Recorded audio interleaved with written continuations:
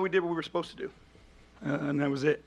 You know, to win a game on the road, you know, to get home court was what we came here for. So we approached it with a business-like mentality and learned from the fourth quarter the other night, but we just did what we were supposed to do. I know you respect history and you weren't here for all what's come before you here, but understanding that this franchise hasn't won a playoff game in 18 years, to be a part of the group, your business isn't finished, but to be able to achieve that next step along the way, what does it mean?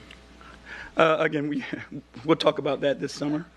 You know, again, we got bigger things we're out here for. So our focus, and that's why our guys have been able to grow and been consistent, is because they just think about the now. And I thought they did a great job tonight staying in the moment and doing what we needed to do. On Saturday, the Knicks really blitzed Cade and tried to get the ball out of his hands. Tonight was kind of the opposite. I don't think he got his first assist to the third, but obviously he was picking his matchups and taking advantage of them. Just what did you see in his overall approach tonight? How you think I mean, I thought it was, you know, a great job of the guys helping him create that space. So by the time their trap was going to arrive, it was going to be late, and then there was separation and room for him to attack. But, you know, he had his mind made up what he was going out to do tonight, and he was elite at it like he always is.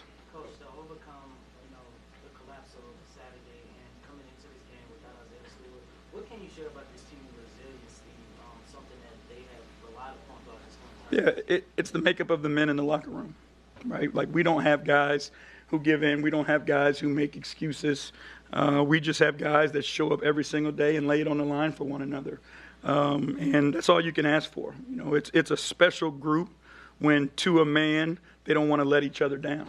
And so they're not going to let their own personal feelings get in the way of the job that they need to do for their teammate, for their brother, for their so, you know, that's just who we are. And we're fortunate to have, you know, guys with that type of character and that type of spirit. Things were kind of we're going a little bit tough there at the end, but shorter, calm. Definitely hit that three for you. Speak to that moment. Yeah, I mean, you know, he's played in, you know, so many big games, and then when you go back and watch his history, he's clutching big games. And, you know, we've talked about it early on when he got here. He's just fearless. There's no moment, there's no crowd, there's no noise that's too big or that's going to rattle him.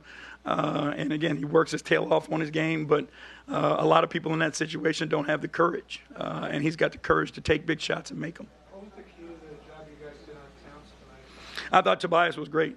Tobias did a phenomenal job of just being physical with him, you know, not letting him get to his spot, making him take tough twos over the top of him. We eliminated a lot of the catch-and-shoot threes that he'd been getting throughout the season. But I thought Tobias was unbelievable and being physical without fouling him and just making him earn everything. Coach, you talked about how Tobias essentially has been a comfort blanket for you all season, and along those lines of things, how comfortable do you feel with him in those late game situations? I mean, the ultimate trust in both those guys.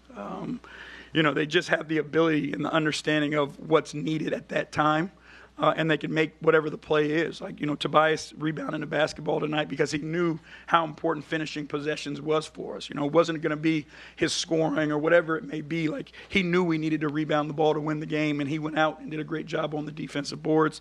Dennis, obviously, you know, the shots that he made, but, you know, his ability to allow Cade to get to different spots and then feed Cade, and then we can play off that. So we got the ultimate amount of trust in those guys, and, you know, we're lucky to have them.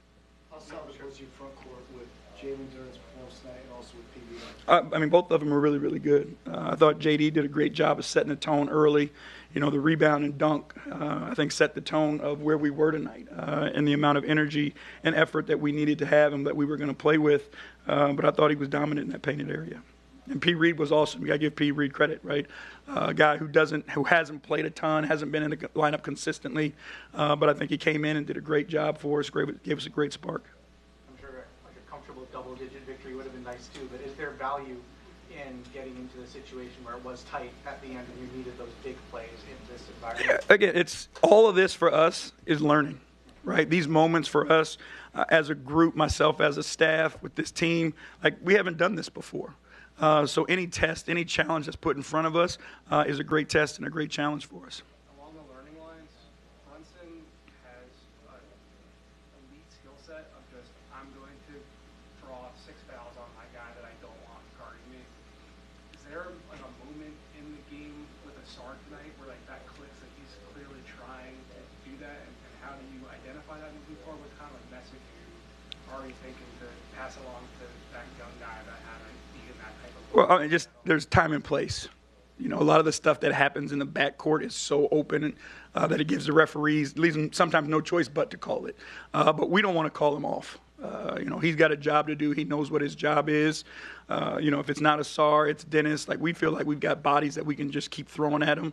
And if the game is a physical game and we keep bumping, we keep bruising, you know, our aim is just try to continue to wear guys down, right? We don't want to be on our heels because we're worried about foul calls. We need to be who we are, and we need to start to be who he is. And he's dogged on the defensive end of the floor. But, again, there's some cheap ones we can find our way away from, but we want to continue to be physical. What did you think of just the way Cade managed the game tonight? He was elite. You know what I mean? Like, he is a superstar, and he played the game tonight as a superstar. And he did what he needed to do to help this team win. He understood, you know, how aggressive he needed to be on the offensive end of the floor. So he was going to go out and he was going to be aggressive. He also understood how important finishing possessions was. And he had 11 defensive rebounds. Like, that's knowing and understanding how to manipulate the game, but how to make winning plays, whatever your team needs in the moment. Coach, throughout this season, you talked about teaching and learning. What is it?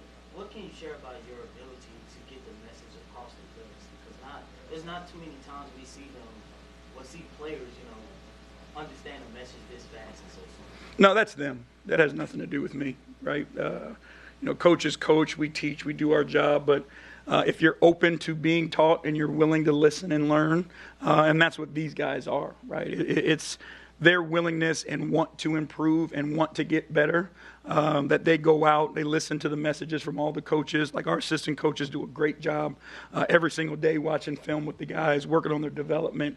But it's their willingness, you know, to want to be coached and want to learn that makes our job easy.